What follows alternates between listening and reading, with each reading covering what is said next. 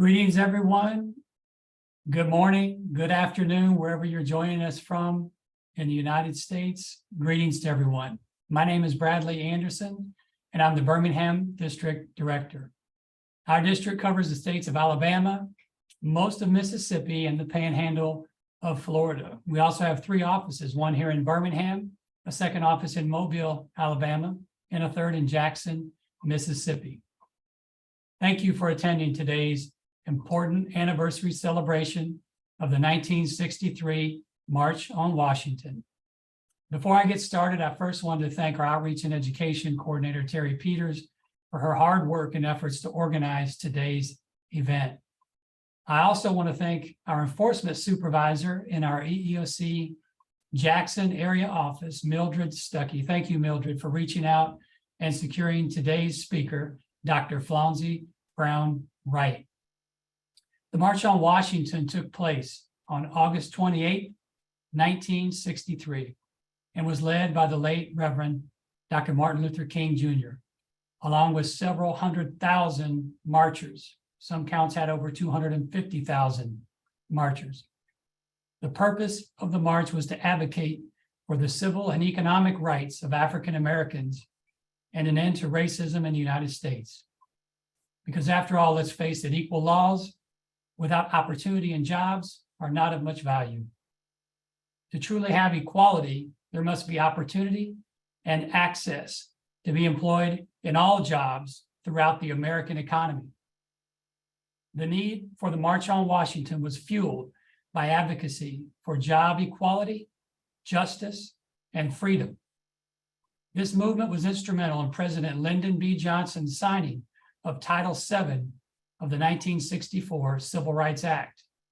This is the law that brought into existence and breathed into life the United States Equal Employment Opportunity Commission to enforce these new civil rights laws. And while it's undeniable that there has been much progress made since the passing of the civil rights legislation, there is also much work to be done to fully realize the spirit of the civil rights laws. Today, you will hear from keynote speaker and one of EEOC's very own, Dr. Flonzie Brown-Wright, who retired from EEOC just a few years back. Dr. Brown-Wright is a Mississippi native, and her activism chronicles many noteworthy events in the civil rights movement. These events include becoming the first African-American female elected to public office in the state of Mississippi, and marching alongside the late Reverend Dr. Martin Luther King Jr., as well as many other civil rights icons. In fact, after one march in Canton, Mississippi, Dr. King even ate at her parents' table, saying he wanted some real soul food, tired of bologna sandwiches. With such a rich life of meaningful experiences, it's no wonder that when asked about what Dr. Flonzie Brown-Wright would want on her headstone, she said, quote, "Have I done enough?" End quote. Friends, be prepared to be enlightened and inspired as Dr. Flonzie Brown-Wright recounts and shares her gems of history and significant contributions to the civil rights movement, the March on Washington, and its impact on the world that we live in today. With that said, I'll turn it over now to our Outreach and Education Coordinator, Terry Peters. Thank you. Thank you, Bradley Anderson. Again, thank you all for taking the time to join us today for this very special occasion as we take a march down memory lane. It gives me great pleasure to introduce our speaker today, a living icon. The civil rights movement had many players. Fueled by the national racial injustice, this collective rose to the occasion. They understood the assignment and navigated many unprecedented mountains, leading to the historic March on Washington. The march and the movement have left us with legislation, as well as many civil liberties that we benefit from and enjoy today. Dr. Flonzie Brown-Wright, a Mississippi native, grew up in the rural communities of Farm Haven and Canton, Mississippi, where she attended both public and private schools.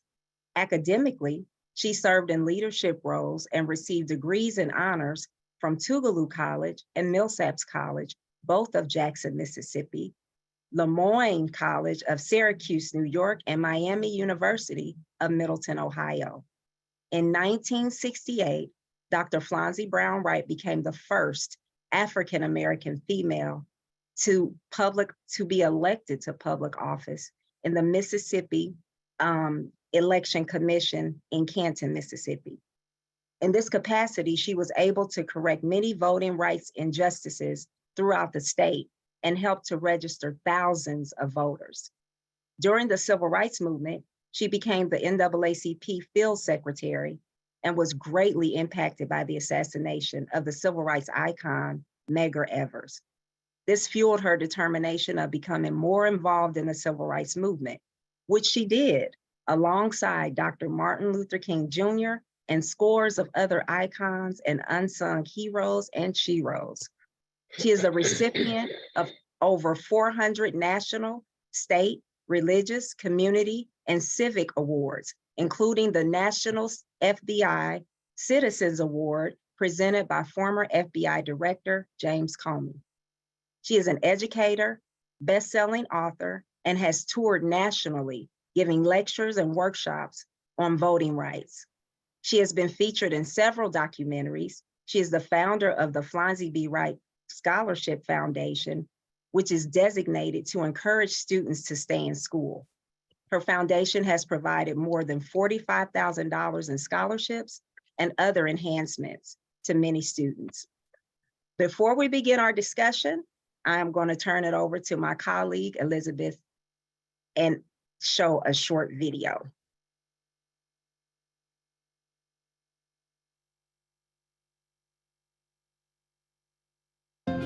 This is Hidden History on WJTV 12. Thanks for staying with us as we explore the South's hidden history. Mississippi is the birthplace of blues, rock and roll, Faulkner, and comeback sauce. But perhaps one of our most significant contributions is the activist who pioneered the civil rights movement. One particular and influential voice of the era credits Mississippi and the South for an upbringing that gave her the strength to lead even as others were failed by violence. WJTV's Nate Holmes shares her story tonight. I didn't choose the movement chose me. Leader, pioneer, civil rights activist Flonzie Brown-Wright. Born and raised in Madison County, she credits her success to her Southern upbringing. I come from the stock where people believed in hard work, work ethics, work values. After spending some time in California, Wright, formerly Flonzie Brown Goodloe, moved back to Mississippi in 1962 with her 3 kids. For about a year, Flonzie spent time in Biloxi. That's when her work started. I found myself one evening at a church in Biloxi at a freedom meeting. I was in Biloxi when Medgar Evers was assassinated, and that was really my defining moment. Flonzie came back to Canton in '63. During that time, the city had a high potential of Black voters. She was offered a position as branch director of the NAACP office in Madison County. The main agenda, getting Blacks registered to vote. Going door to door and leading marches to the courthouse and teaching people about this 21-item questionnaire and all the things that came with that time period. But it wasn't easy. Many times she was a one-man band. On any given day when I would come to work, there could be 2 or 3 truckloads of Klansmen sitting out in front of the door of the NAACP office. Many times I would come to work and the Klan would have put under my door a card, which is in my book, that said the eyes of the Klan are upon you. There's one event in particular Flonzie will never forget during her tenure as branch director. James Emeritus' 1966 March Against Fear. As he walked down Highway 51 through the Delta areas to try and encourage people to go out and register and vote, that was the primary focus. The second focus was to demonstrate to the world that a Black man could, in fact, walk down a Mississippi highway without any harm befalling him. But on the second day, Meredith was shot in the arm. Word quickly got out, and marchers decided to finish his walk. But they needed Flonzie's help. About 2 days before they reached Canton, my telephone rang. And of course, I answered in my usually energetic voice, and the caller on the other end said, is this Flonzie Goodlow? And I said, yes, it is. He said, well, this is Martin King. I said, well, good morning, Dr. King. How can I help you? He said, well, as you know, we're on our way to Canton, and we'll be there in 2 days. And someone has told me that if I wanted to get something done in Canton, I need to call you. After rallying up the community, Flonzie was able to coordinate food and lodging for 3,000 marchers. Flonzie introduced Dr. King on the steps of the Madison County Courthouse. I had the opportunity to take Dr. King around Canton. Then he said to me, he said, you know, I want some soul food, because I guess he had eaten enough bologna sandwiches. He said, I want some soul food. I said, let me call my mother. Dr. King and his members there ate at my mom and dad's table. And we talked about that for years. And the dishes that Dr. King ate out of, I'm going to donate them to the Mississippi Civil Rights Museum. Later that evening, organizers held a strategy meeting about the next march. That day, Flonzie made a promise to Dr. King. He said, my days are numbered. I'm not going to be with you very long. But what I want the 12 of you to do is to make me a vow that when I'm gone, not if I'm gone, but when I'm gone, that when you see racism, when you see injustice, when you see discrimination, that you will call it out. In that meeting with Dr. King, my purpose was clearly defined. After King's visit, Flonzie decided to run for election commissioner in 1968. We had by that time registered enough black people in Madison County to elect anybody. But the rules were changed right before the election.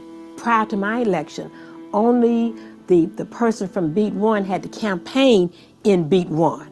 But then when it came in the news that a black woman is now qualified to run for an election commissioner's position in Madison County, they changed the rules and required that I run in all 5 beats of the county. And then I beat them all.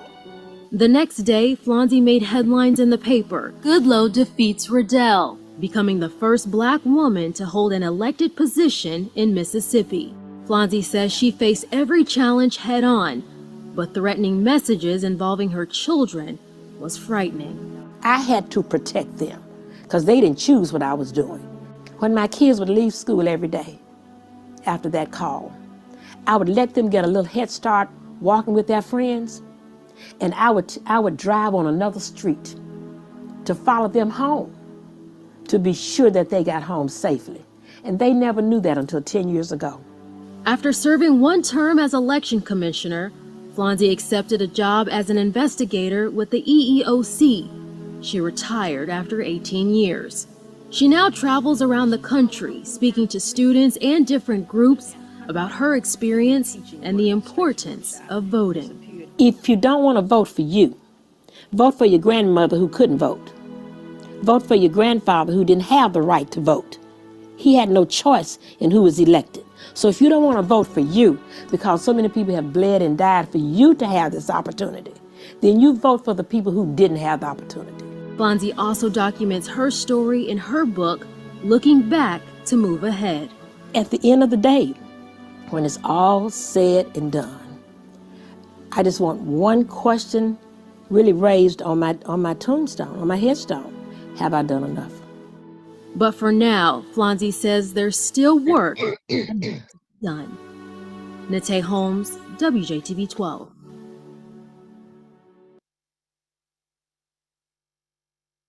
It is with the highest honor and with great humility that I present to some and introduce to others the humanitarian and activist extraordinaire, Dr. Flonzie Brown-Wright. Thank you so much. We could actually just close the meeting now. You've seen it all. Oh, But certainly as a matter of we protocol. have not seen it all. Oh, look at thank you. Look at the hearts and the hand claps. Thank you, everybody. First, let me certainly express my sincere appreciation to Chair Lady Burrows for sending out the memo, and certainly to the Birmingham District Office and officers, staff people, Mr. Stuckey, my colleague many years ago, and to you, Miss Peters. I tell you, like I say, a drill sergeant, Girl, you got it. And let me thank all of you for coordinating our time together today. I am so honored, very humbled, and very grateful. I'm almost moved to tears to just be with you today, to share some of the gems that I have learned over these many years. This Saturday, I will be 81.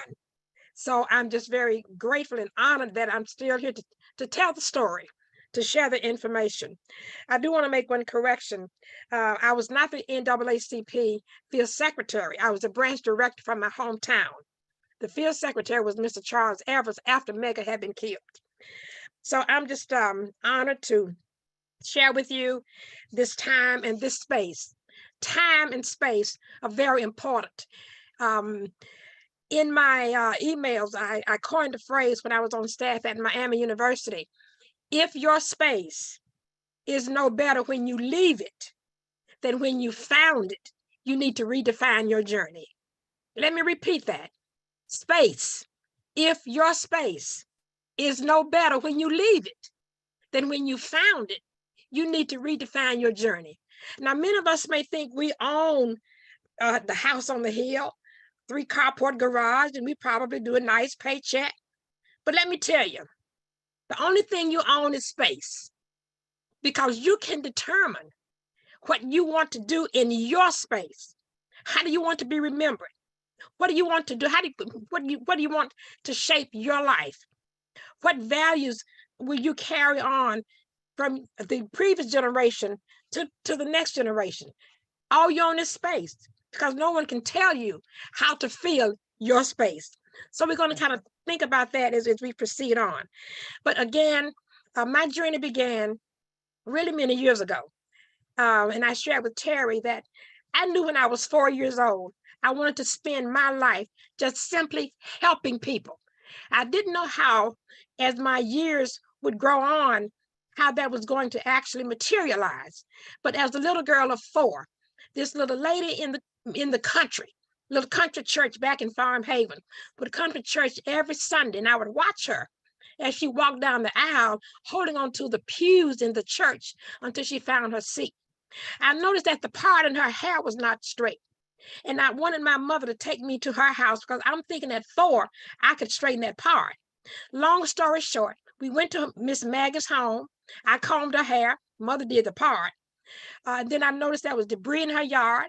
There were dishes needed to be washed. And Mom went to pump the water, put the water on the stove, and stood me on a crate so that I could help her wash her dishes. What I didn't realize, to those of you who have joined us, and thank you so much from all over the country, what I didn't realize that Mrs. Maggie was legally blind. So she couldn't straighten that part. She couldn't see all that debris in her yard. And every day, men from the community would come to her home and put logs in her stove to keep her warm across the day. So I knew that I wanted to spend a life of service. And I'm happy to say that after being in this movement for more than 60 years, I'm still trying to serve, because that was my commitment. That was my commitment. And that led to me being involved in the civil rights struggle. As the documentary said, I didn't ask for this.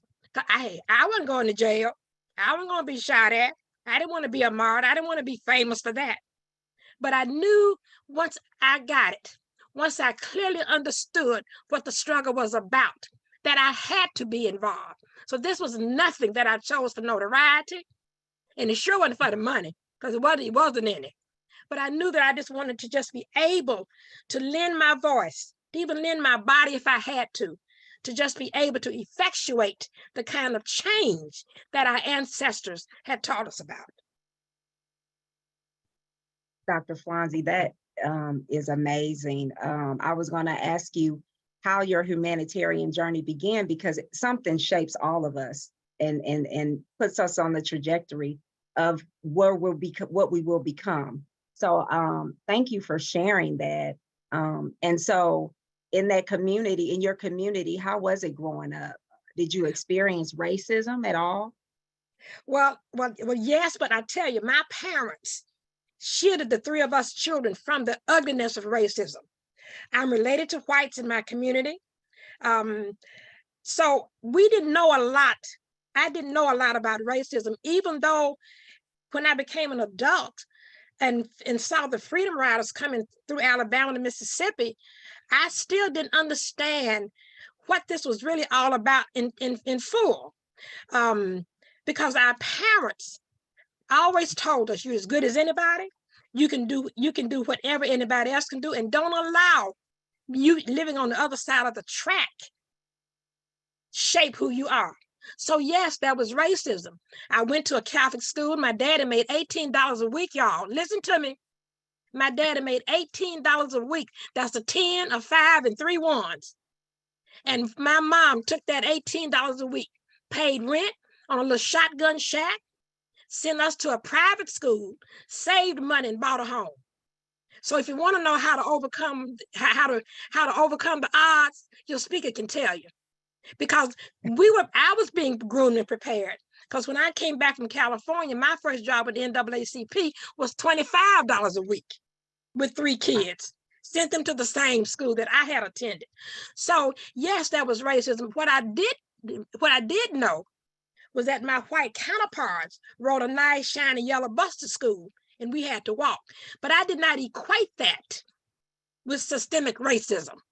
So as time went on and I understood, once I got it, and I would never let go of the lessons that I had been taught. When you stepped outside of your neighborhood or your comfort zone, Dr. Brown-Wright, it looked a bit different, I'm sure.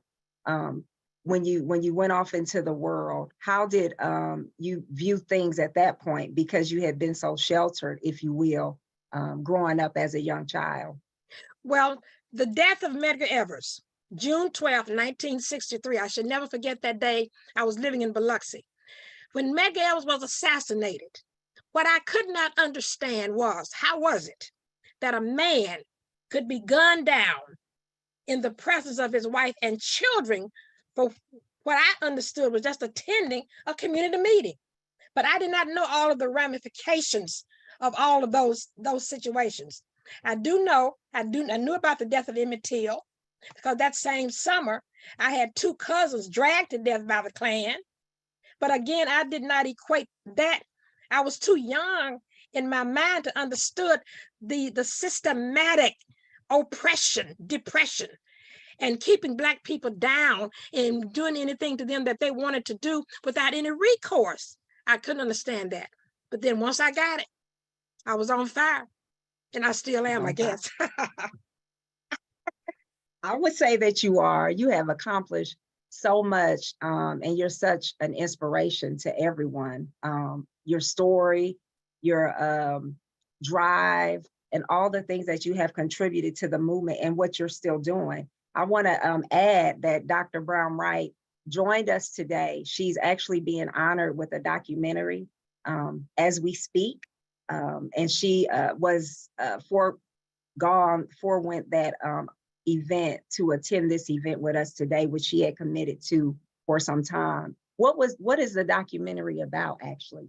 It's women in the civil rights movement. It's entitled Women of the Struggle, where they interview a number of women who were involved in the Mississippi civil rights movement, even the Black Panther movement.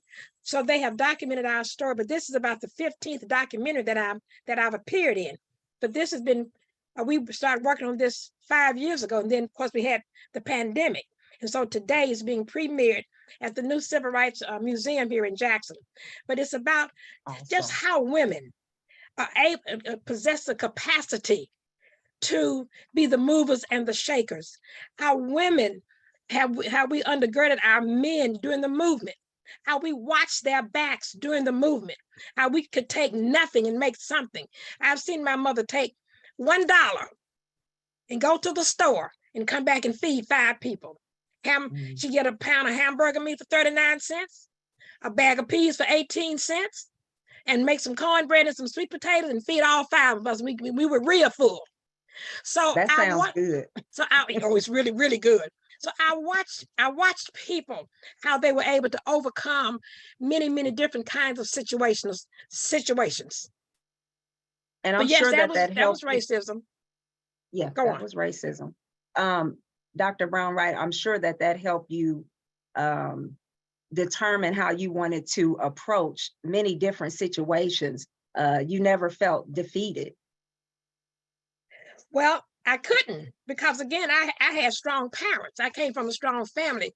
On my mother's side, I represent 5 cultures: Irish, Muskogee Indian, Caucasian, African American, and there's one more. But anyway, so I have, to my credit, the cultures of different family cultures that said, no matter what you have to do, you can do it. If anybody else can do it, so can you. So mother wouldn't allow us to become, well, I can't do that because I'm Black. I can't do that because I live on other cities. Girl, get up. You are as strong as anybody, and you got to do it. So I had a good foundation, good motherhood, good home training. That's awesome. That's awesome to hear. Being from Mississippi, which is considered the crust of the civil rights movement, people think many different things. So it's awesome to hear your story and to know that you came from that type of foundation and that you could still be involved heavily in this movement. Dr. Brown-Wright, you experienced the situation when you first registered to vote, from what I understand. Can you share that with us? Well, yes, I shared a little bit in the documentary. At that time, Blacks were being required to fill out a 21-item questionnaire, 2-page. When you got to item number 17, you had to go to the registrar's desk, reach in a cigar box, and pull out a section of the Mississippi Constitution that he had printed a question on a little piece of paper. You had to open it up and you had to interpret that to his satisfaction. And he barely had an 8th grade education. But so in trying to do that, I knew that if I could get registered that day, because I was leading marches all the time to the courthouse. So when I went to register, but that day I went alone because I knew that if I didn't present any intimidation to him, he may allow me to register. When I went in, got my questionnaire, filled it out, went to item number 17, went to the cigar box, and I put out habeas corpus. Now, they didn't teach us nothing in Mississippi history about habeas corpus back in the 40s and the 50s. But I wrote something because as an educator, I knew that if I wrote something, if he was having a good day, he may allow me to register, but he didn't. So I gave him my questionnaire, like I said, and I said, well, how did I do? Well, you heard his comments. I had been asked to run for office, but I never saw myself as a politician or an office holder. But then the day that I left that courthouse, when he told me, nigga, get the hell out of my office, that day, I said, I'm going to get your job. And then I ran for public office. The position that I won in 1968 supervised his office. So Wow. I was able to hold voter registration days and actually register people to vote. But it was quite traumatic. And then I testified before the congressional subcommittee in Washington to send federal examiners to Mississippi to help us overcome this questionnaire. Ironically, you saw my mom. Ironically, whites had 6 items: name, address, social, whatever. Blacks had 21. And because the registrar thought my mother was white, he gave her the 6-item questionnaire. Now, how dumb was he? He gave her the 6-item questionnaire because she, this really light-skinned woman with all this long brown natural hair, nothing pasted and glued on like mine. But anyway, so he gave her the 6-item questionnaire. And so just trying to correct some of those discrepancies, trying to correct some of those injustices, even the testifying, here I am, 21 or 22, leading 200 or 300 people to the courthouse to try to get registered, because we knew that if we could overcome that quagmire, that would be the linchpin to us being able to be represented as we should be today. Right. So you Dr. Brown-Wright, knew several people who experienced this same injustice while trying to register to vote. And you all would talk about it and have meetings about it? I knew Did you? hundreds, not several. I knew hundreds because Mhm. in my hometown of Canton, we were 70% Black. Give you an example. There were about 10,000 Blacks who were eligible to be registered, but only about 100 Mhm. were. And they were preachers and school teachers. So I knew thousands of people right in my hometown who wanted to register, who had been turned away, who had been put in jail, who had been beaten, who had job loss. Can you imagine going to register? Then you pick up the newspaper the next 2 or 3 days. Your name is in the newspaper as an agitator, and those people lost their jobs. If they were working for Miss Ann or Mr. Joe, when their names came out in the paper that they came up to try to register, they lost their jobs. So there were many kinds of things that we had to just overcome, insidious things you would not even give a second thought. But those were the things that prevented us from exercising our right to vote. That's why I'm so passionate about this stuff. About voting, absolutely. And so when everyone as the March on Washington started to materialize or talks about it, how were you introduced to the idea that you know, this was going to come about? Well, naturally, there was a lot of national publicity. We had all the organizations, CORE, COFO, SNCC, NAACP, SCLC, all of the organizations that had organized around voting were talking about this big march on Washington. And of course, we knew about Dr. King and we would see him on TV. And of course, the impetus of the march was to again call attention to the racism that had been meted out against Blacks and other people on a national scale. And so again, it was another effort to try and achieve this right to vote. And so as we began to understand the purpose of the march, the emphasis of the march, that people were coming from all over the world, not just the country, but people came from all over the world to participate because they understood, just like today, to 2023, we still have issues that people still come together collaboratively around to try and work through. So we knew that the march was coming and everybody was getting excited and we were renting buses. Now, I did not go to the march, but I was a fundraiser to help send people, to help rent buses, to help pay for hotels, to help pay for food for the people who were going to be going. So we knew this was going to be a big defining moment in our history. And that's what I was going to ask you about. What was your role in preparing for the march, since you weren't able to attend? How did you go about providing all of those different things to get people to the march? Well, our community was so solidified. We had fish fries. We sold chicken dinners. We had hot dog sales. We took up little collections at churches around the counties and around the state. So, you know, we were very ingenious and creative people. And so we were able to fundraise through our own communities, through, as I say, public food, cook-offs, barbecues, hot dog sales. So we took those monies and put them aside to send out those who could go if we could not go. And then we gave donations, a little, you know, $1 back in that day was a lot of money. And $5, oh man, that about 2 people a meal. So we were just creative because our ancestors had taught us how to take nothing and make something. Absolutely. So, you know, that stuff is just in us. You know, it's just in our people collectively, not just Black, collectively. Absolutely. I totally agree with you. And just to hear about it, you know, and seeing it through your lens is very exciting. What was it like in Mississippi? The temperature of people, just the conversations at the tables. What were people talking about in regards to the injustices that were taking place in Mississippi and across the country? And why weren't people afraid? It seems like Well- you all just kept going. Well, it was one central theme. One central theme. We've got to get this right to vote. That was the undergirding premise. We have got to get this right to vote.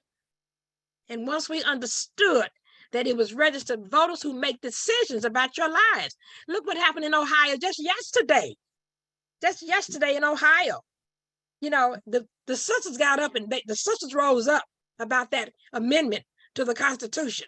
So the same kind of energy, you know, the same kind of passion, the same kind of determination. We have got to get this right to vote. And everything else was secondary. That's amazing. That and just preparing for this, like you said, it really makes you emotional to know what was going on in the country and how committed everyone was back then. You know, and I would like for the country to keep that same energy, you know, in the generations before us. Never give up, stay encouraged. And the foundation has already been set. So we just need to keep it going. So I just think it's such an amazing thing that everyone was so committed to this cause and that we benefit from the liberties that you all created. So thank you again for doing that. Can you enlighten us actually on some of the liberties that we enjoy today because of the movement that we may not be aware of? Well, certainly there are many. I believe in the concept, and I teach this. I wrote this course, Every Generation Has an Assignment. You see, this is not a job for me. This is an assignment for me. And there's a difference between a job and an assignment. A job is 5 days a week, 8 hours a day. An assignment is a lifetime. And so some of the things that we did during that time, and of course, you know, I was also local president of the union with EEOC. But from a global perspective, it was my generation who took down these no colored allowed signs. Because when I came to work for the commission in 1974, even after the passage of the Civil Rights Act, these signs were still up around Mississippi. So we had to lobby and work to get those taken down. One of the things that you all enjoy that we worked for years ago was for leave for fathers to be able to stay home with their children. For that parental, not parental I think leave. we talked about that, Dr. Brown-Wright, when I mentioned to you that I was working Paternity from leave. home that day. Paternity leave, so that fathers could stay home. One of the things that we lobbied for was comp time. When you were in the field working, had to have that time counted. Another thing that we lobbied for, even though we were well ahead of the game, was if there was an epidemic, can employees stay home and work? So that's how some of y'all are being able to stay home and work. It was a good idea, but it wasn't because it was a great idea. It was because we worked for that. We lobbied for that. We went toe to toe with the then chairman during the contract negotiations to allow your generation to be able to reap more of the benefits than we had. When we started talking about, you know, daddy staying home with baby, they thought we were crazy. But to see it's happening. And so, again, every generation has an assignment, just as our ancestors fought so hard for us to have an education beyond the 8th grade in the country. We lobbied for you all to have the kind of jobs that you have today, so that you could, again, exercise your dreams. I'm sitting here now talking to over 1,000 people from my office at my home. Technology. You know, I used my first fax machine in the Jackson office when I was 35 years old. Wow. A fax? I mean, fax? And now technology, you can get on your cell phone and call somebody in Germany in 2 minutes. So I'm saying every generation has to fulfill its obligation to the next one. Absolutely. So if you're working from home today or viewing from, listening from home today and viewing in, Dr. Flonzie Brown-Wright had a hand in that, and we thank you. We Thank thank you. you. Yeah, absolutely. Dr. Brown-Wright, you did some work leading up to your employment with the EEOC with OEO. Can you tell us about that? That's Well, yeah. something else we probably benefited from. Oh, you did. You did. The Office of Economic Opportunity was directed by Chuck Berry, Charles Berry, I think that's his name. No, Ted Berry. Ted Berry. And of course, he had the idea that if we could get community programs funded for two main reasons. Number one, for Head Start. We lobbied for that. I worked with Marion Wright Edelman to help write proposals for Head Start. And the second was to allow adults to get that GED certificate. So I was the recruiter for that program called STAR, Systematic Training and Redevelopment Incorporated. So I worked with that program for a number of years prior to my EEOC days. But then knowing the community like I did, we were able to bring in hundreds of people to get that GED certificate through that program, which was a springboard now to EEOC. Now, keep in mind, as I mentioned, it wasn't for the money because we have done so much stuff free and volunteer. When I learned that I was going to become an employee of the OEO program STAR, making $3,300 a year, listen, you couldn't tell me nothing. You couldn't tell me nothing. But again, that was the springboard to the Civil Rights Act, for which EEOC was founded. And to learn that I was going to be getting paid to do a job that I had to borrow gas money for to even go to the training was just something phenomenal.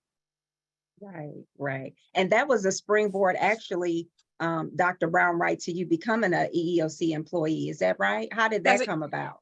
Well, that came about, I have a saying, if you do the work, folk will find you. You don't have to, I've never looked for a job. I've never, and I've worked in a lot of different dimensions, but I never looked for a job.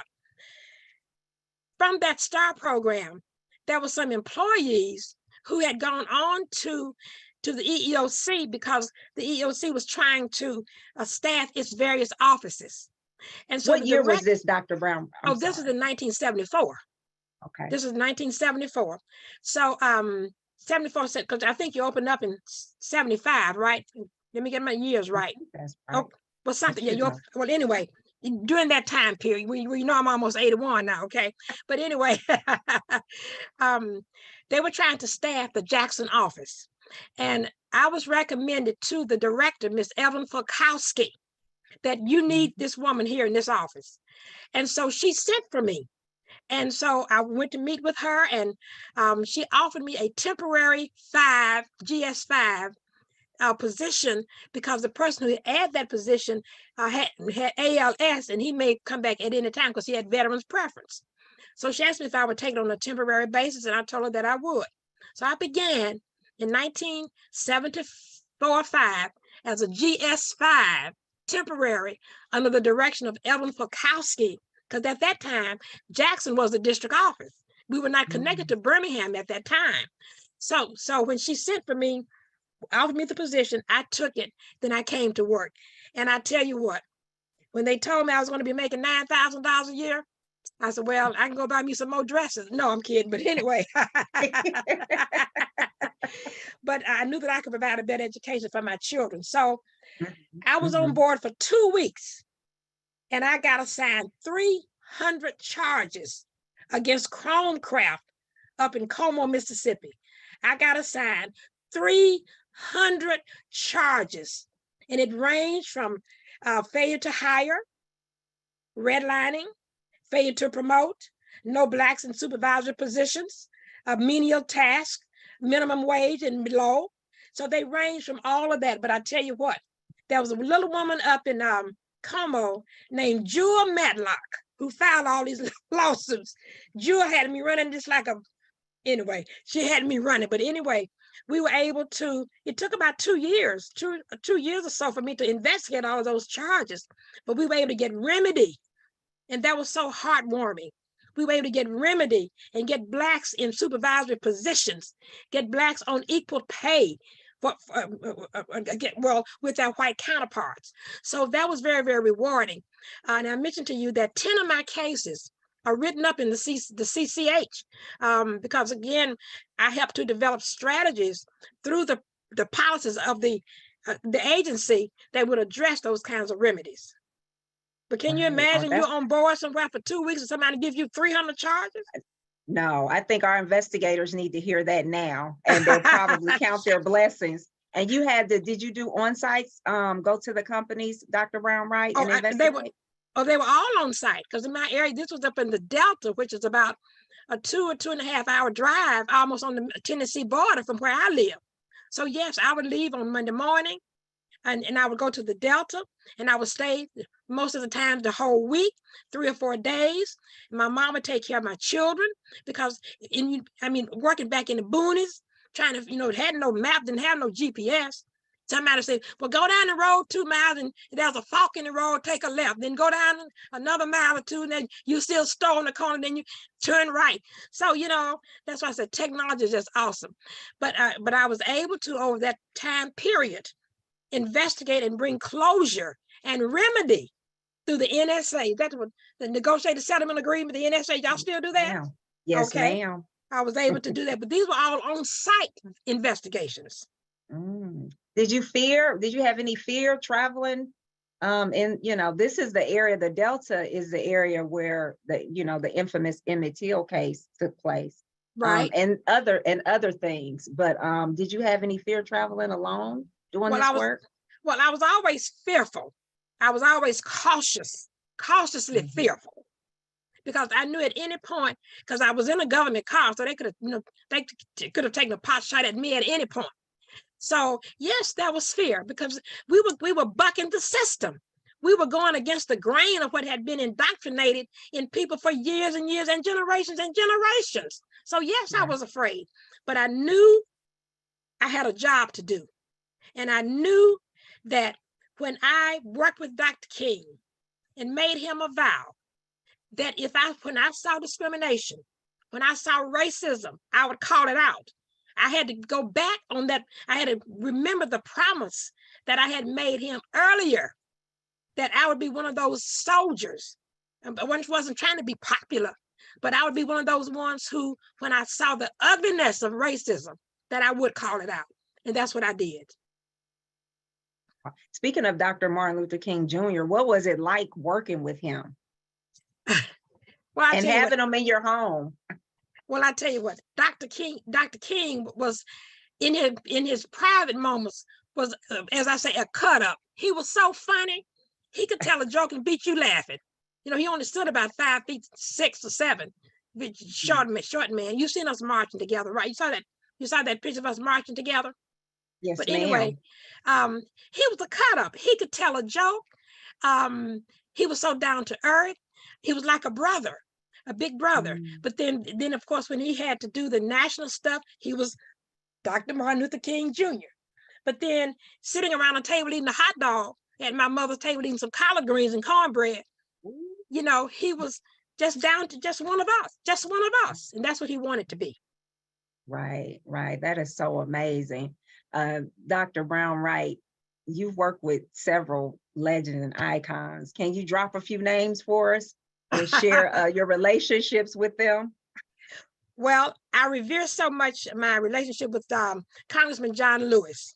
So John and I started out, because he was from Georgia, but John was a fundraiser back in the day of the civil rights days. He would fundraise and bring money to me to get people out to vote, because we didn't have any financial resources to speak of. So John would raise money in Georgia and bring money to the NAACP office to me to hire people, to carry people to the polls to register to vote on voting day. Of course, I work with Dr. Jesse Jackson. He and I have done speaking engagements around the country on many different occasions. I treasure my relationship when I met Mrs. Mamie Till. And I met her in Chicago in the 60s, but when Dr. Jackson founded, at that time, Operation Breadbasket, which later became Operation Push, but it was Operation Breadbasket. I remember that conversation with Mrs. Till so very, very well, very heartwarming. She and I were keynoting some conferences. And so she said to me, we talked about Emmett's death. And so while y'all have the modified versions of her comments, let me tell you what she said, the raw comments. The modified comments is that she wanted people to see what had happened to her son. That's what the world heard. In our private moments, mom to mom, she said, I want the world to see what hatred had done to my son, hatred. And we embraced and we teared together, we cried together, because she was older than I was, of course. But of course, we were keynoting Dr. Jackson's program. I had the chance to meet Representative Shirley Chisholm. We were elected the same year in 1968, and we came to Atlanta under the direction of Vernon Jordan for some workshops. Mrs. Merle Evers, the widow of Medgar Evers, Mrs. Fannie Lou Hamer, Mrs. Rosa Parks. I mean, the list goes on. President Barack Obama, Harry Belafonte, Johnny Cochran, and many others. Wow, that's just so amazing. Like I said, it would take all day for us to get through your whole life story, but we appreciate some insight and you sharing these gems and dropping these gems on us. It's just truly amazing. You began working with the EEOC subsequent to the passing of Title VII, which has many components, not just Title VII. Can you kind of talk to us about that? Well, of course, there was sex education, non-discrimination in sports, as I said, sex education, employment discrimination, housing discrimination, in addition to job discrimination, where people could live, what side of town they could live on. And so it had many components, all of which were to eradicate and to make life better for those who had been discriminated against and had been disenfranchised. So Title VII is still just as relevant today. Y'all hear me? Hear this old lady? It's probably more relevant today than it was when we were coming up, because we were still trying to shape and format what an EEOC would look like in your lifetime. Right. And so we had to go the distance because this was also very new. We had to challenge policies from the various administrations so that the good of the whole could be recognized. Right, absolutely. Let me see here. I have so many things that I want to ask you about. You mentioned working with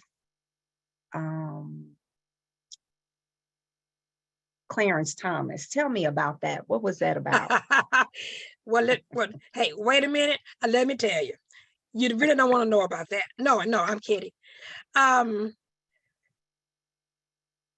Clarence Thomas that I see today is the same Clarence Thomas that I saw then.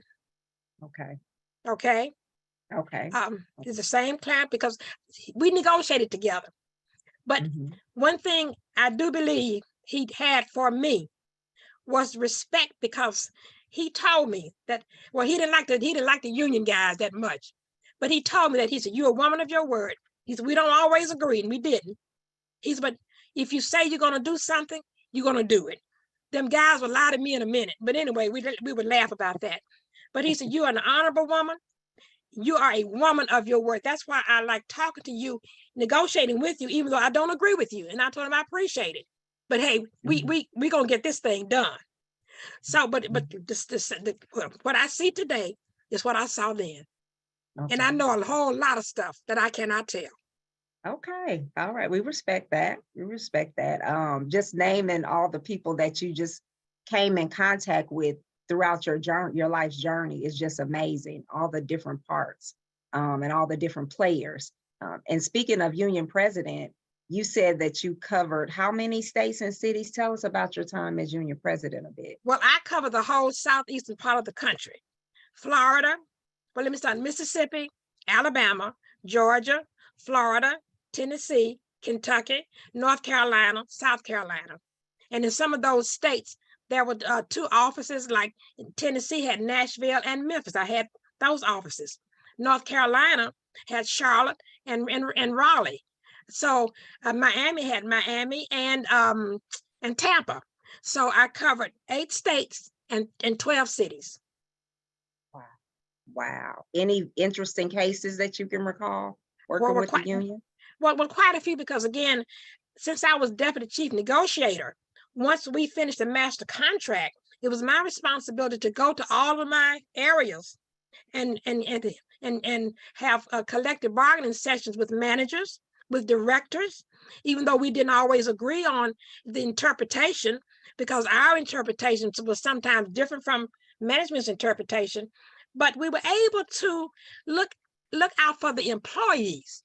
What's best for the employees? You know, let's set ourselves aside. Let's set our own individual perceptions aside. What is good for the employees? How can they benefit from the time that we spent on the bargaining table? As an example, when I was called to Washington as the deputy chief, I was told that I was going to be in Washington for 3 months. I stayed 9. It took us 9 months to negotiate that agreement. And so, but again, we came back. Then my job was to go visit all of these offices and talk to directors, negotiate with them, fuss with them, cuss with them if I had to. Well, try not to, but anyway, every now and then. But we were able to come to some kind of terms that would benefit the employees, to the extent, if I had not visited one of my offices in a while, I would get a call from the director. So, well, Ms. Goodlow, you hadn't been here in a while. When you want to come down and talk to me? I said, well, whenever. So I tried to establish that kind of camaraderie with them. I have made one-day trips to Washington. I would go to my office in Jackson. I would get a call from Washington that I needed to be in DC for a 2 o'clock signing. I'd leave my job, go to the airport. Your GTR is already ready. Y'all still use that GTR thing? I don't use the GTR. But you know about it. But you know Right. about it, right? Okay. Anyway, so I would go to the airport, go to Washington, get there about 2 o'clock, sign a document, catch a 4 o'clock flight, and come back to Mississippi all in one day. See, that's crazy. Wow. Can you imagine? I'm sure, Can you? I could not imagine. I could not imagine. I don't even know how you found time to work a job with all the things that you were a part of. It's truly amazing. Well, truly that had to be negotiated. I had to negotiate how much time I was going to spend with the union. And on my union, I had 2 offices there in Jackson. I had 2 offices there, right there in the Jackson office. So I would have to spend time as an investigator. I would have to negotiate time for my union duties, but I got it done. You got it done. I tried to anyway. Absolutely got it done. This has been truly amazing. What do you think some of your greatest accomplishments are? Well, as I reflect back on my life, first of all, being a mother, I was just thrilled to become a mom. I lost a child 7 years ago with a heart attack, but I was just thrilled to just be a mother, because I had the opportunity to shape the lives of 3 children.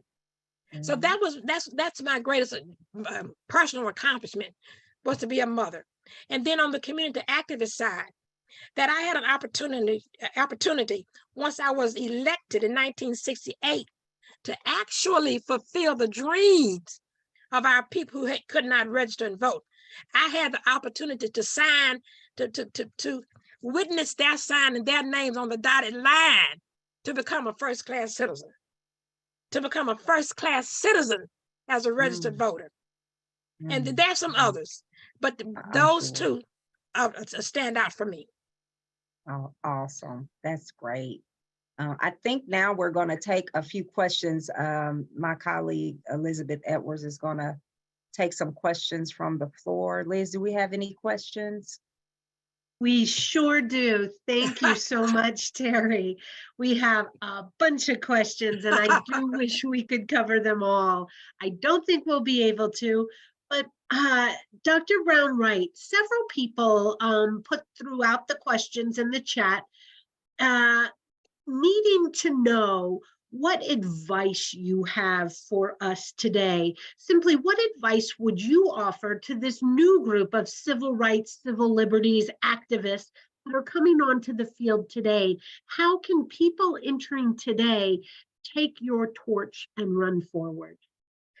Well, from my perspective, you really have to have a commitment for this.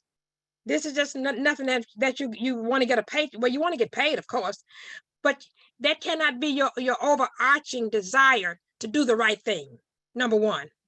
Number two, if you want to be on the right side of history, you got to do what is right because it's right.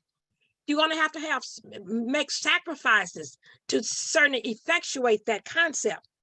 But this is nothing that you're going to get a lot of accolades and awards for, because this is the grunt work. This is the organizing work. This is the grunt work. But again, you got to be in this for the right reason. The right reason. Because, see, we're shaping history. And history is being rewritten every day. And it ought to contain the name of some of the folk that are watching me today when it's rewritten. Powerful, very inspiring. Thank you so much. Another question I'd like to put forward kind of piggybacks off what my colleague asked in terms of who can you tell us about? We had asked in the chat, several people wanted to hear more about, excuse me, your time with President Obama and Michelle Obama. And I know that you were the keynote speaker in 2008 when he was offered the Democratic Party's presidential nomination. Can you tell us what that was like? Okay, that was in the state of Ohio. The night that we got the results that that he had won the presidency. There were watch parties all over the country, as you all very well know. Now, Michelle was not there, but I had been asked to keynote because I had worked in the campaign office for him during that time. I had met him previously before then. And this was like what our conversation was like. As you know, his theme was, yes, we can. Yes, we can. So I had the chance to kind of nudge him about that. So, Mr. Candidate, he was a candidate then, Mr. Obama, you think you started the phrase, yes, I can? He said, well, I thought I did with this lady from Greenville, I believe, or Greenville, South Carolina. Anyway, I was, let me tell you, back in 1966, when Dr. King asked me to provide housing and food for 3,000 people, I told him, yes, I can. He said, oh, I didn't realize. He said, oh, and then we hugged. So I had an opportunity to be up close and personal with him during that time. But to have the opportunity to keynote the speech the night that he was nominated was something awesome in the Dayton, Ohio area. Thank you very much. I can't imagine what that was like. Dr. Brown-Wright, we had someone in the chat just a few minutes ago ask if you would repeat your powerful philosophy on space and how to handle it here. If your space is no better when you if your space is no better when you leave it than when you found it, you need to redefine your journey.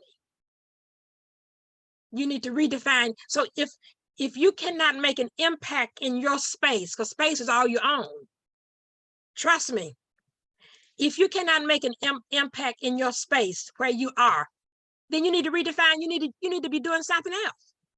You need to redefine your journey, because life is a journey.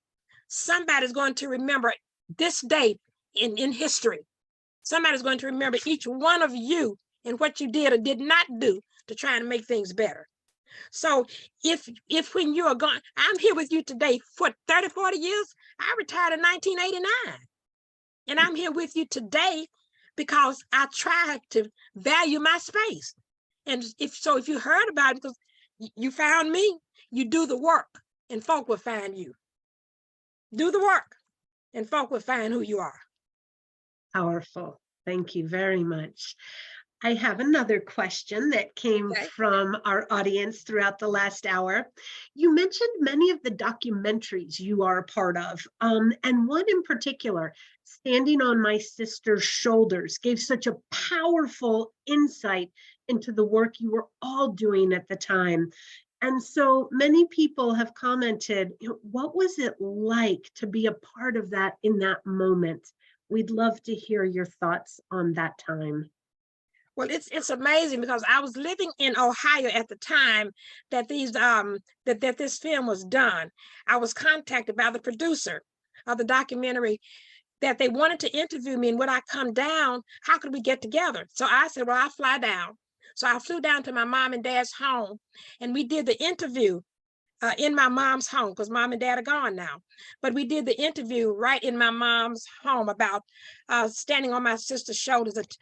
It was going to be named something else, but Dr. L.C. Dorsey, who you will see, threw out that phrase in some of her remarks. And then the producer said, oh, that's what we'll call it, Standing on My Sister's Shoulders. And I do have the right. I have been given the right, the permission, and the rights to produce this, not produce it, to make it available to people if they wanted it. And so I did for a while, but anyway, I've been doing so much other stuff. But collaborating with Joan Trumpauer, who was the only white female at Tougaloo College, Constance Slaughter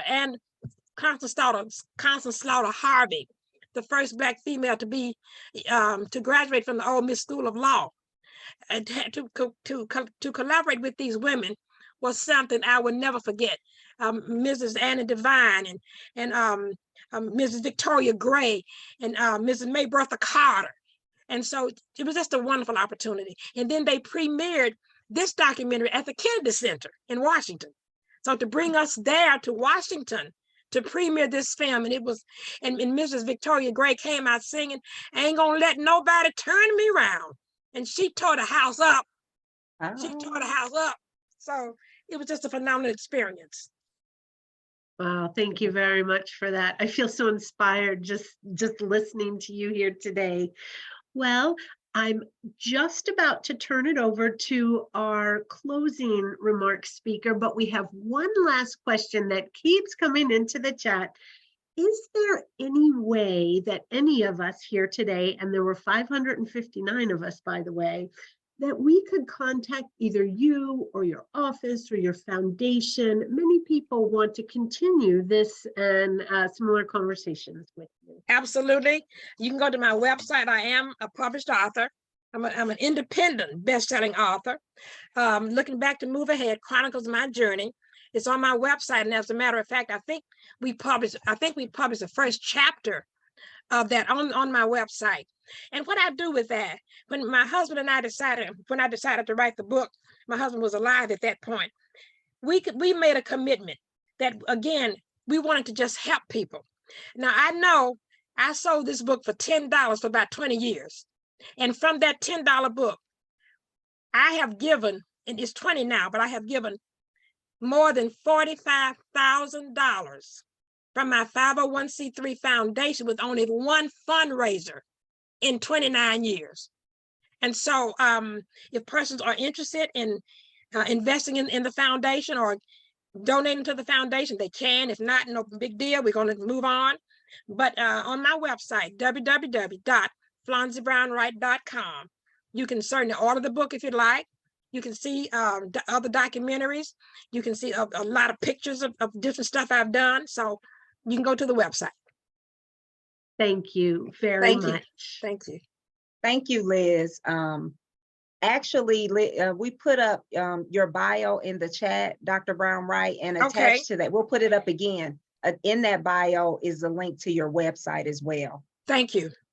You're welcome. And we want to first ask if you have any parting words before we close out, Dr. Brown-Wright. I do, and I'm going back to something that Dr. King admonished us to do. Since we're talking about the march, his life, and all of that. And I'm sure most of you will remember this. He said, remember when I said that every generation has an assignment? He said, if you can't fly, then run. If you can't run, then walk. If you can't walk, then crawl. But whatever you do, You got to keep moving forward. And so my EEOC comrades, you're not in an agency because somebody thought it was a nice idea. You're in an agency that people went the distance to fight for so you can have this opportunity. You take care of your people. You fight for them. If it means more than your 8 to 5, you got to do it. Because if not you, who? And if not now, when? So you've got to go the distance for the people who are still disenfranchised. So don't take this little case, well, I got 10 cases. Well, you got 10 cases. I had 20. I had 30. I had 200. So you go the distance for the folk that have not had the kind of opportunity. You $35,000, $45,000, $50,000 a year y'all making. And I know you're earning it. I know you are. But you go the distance for them so that you can say at the end of your day, I did what I could to make things better. Thank you for that, those parting words. I hope everyone has enjoyed the program. We're going to have closing remarks by Deputy Director Linda Sells-Long. You go, girl. Thank That's what I'm you. talking about. Thank you. Wow, this has just been fantastic. You know, Dr. Brown-Wright, you chronicle not only the March on Washington, but you chronicle your life and the impact that you had on the March on Washington, being the first African-American woman voted into public service. Not only that, but you said that wasn't enough. I wanted to go to EEOC to see how I could further eradicate discrimination. So when you use the words, whether it was your words or President Obama, you said, I can. Well, you did. Not only did you're now leaving us with the challenge. You're saying, okay, when you see it, what is it? It is racism, injustice, discrimination. When you see it, will you act for those who cannot, for those who will not, or those who have not? Then you went on to say, let's not be a spectator in life. Let's act and let's do. So we thank you for all these great memories that you shared with us. We will accept your challenge, and your challenge is for us to make this space a better space than we found it. And in your last most important words, we won't ask, have you done enough? We heard and we saw that today. But the pivotal question is, have each of us, or will we, do enough? Thank you all for joining us today. I would like to especially thank you, Ms. Brown-Wright, Terry Peters, our education coordinator, and Elizabeth Edwards. She's also an education coordinator from the Dallas district, and our district director, Bradley Anderson. And not least, but last, we thank every one of you for joining us today. Thank you. Thank you.